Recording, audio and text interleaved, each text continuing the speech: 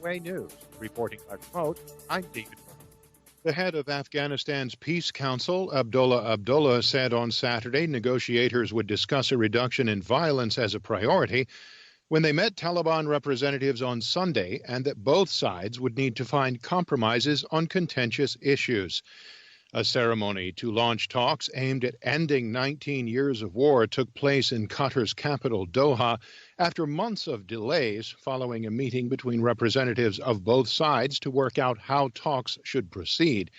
Abdullah told Reuters in an interview that a ceasefire would be one of the first issues discussed when negotiators met Sunday. As one of the topmost issues in the minds of the people, reduction in violence in a significant way, in a way that it is palpable, and also getting to humanitarian ceasefire and hopefully permanent ceasefire. In addition to terms of a permanent ceasefire, the parties were expected to discuss the rights of women and minorities and the disarming of tens of thousands of Taliban fighters and militias loyal to warlords, some of them aligned with the government.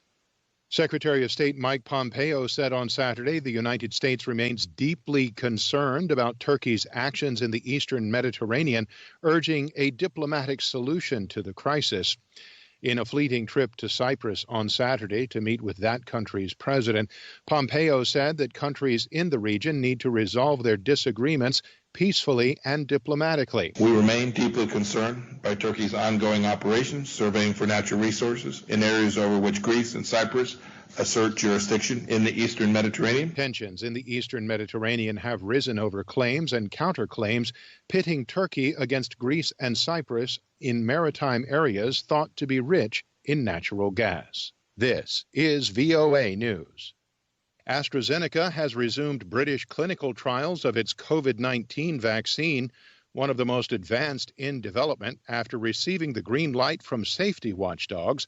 Reuters' Francis Maguire reports. A major drug company's hopes of delivering a coronavirus vaccine were lifted on Saturday when safety regulators gave AstraZeneca the go-ahead to resume clinical trials.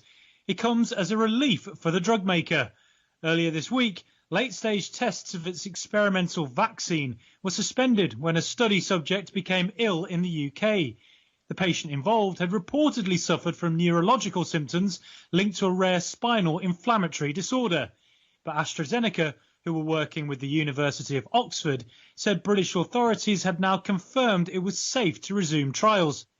Governments around the world are desperate for a vaccine to help end the global health crisis. Leading US and European developers have said, though, they will not bow to political pressure to rush the process. That's Reuters' Francis Maguire. Coronavirus infections in the states of North and South Dakota have been growing faster than anywhere else in the nation over the last 2 weeks. AP's Ben Thomas reports. Johns Hopkins University researchers say North and South Dakota have led the country in per capita cases. The states have also posted some of the country's highest positivity rates for COVID-19 tests. That's an indication there are more infections than tests are catching. The infections have been spurred by schools and universities reopening, as well as mass gatherings like the Sturgis motorcycle rally. Nonetheless, the governors of North and South Dakota, both of whom are Republican, have resisted mask requirements. I'm Ben Thomas. A group of Hong Kong families on Saturday demanded the urgent return of their activist relatives detained last month by mainland Chinese authorities as they tried to flee the city by boat to Taiwan. Reuters' Fred Katayama reports.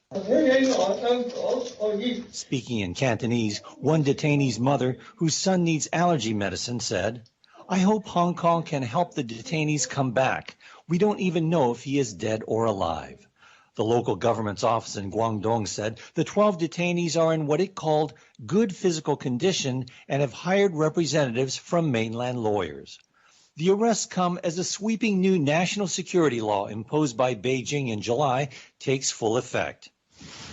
Earlier this week, Hong Kong Chief Executive Carrie Lam said if the detainees had been arrested for breaking mainland law, then they, quote, have to be dealt with according to the mainland laws. That's Reuters' Fred Katayama. Reporting by remote, I'm David Byrd, VOA News.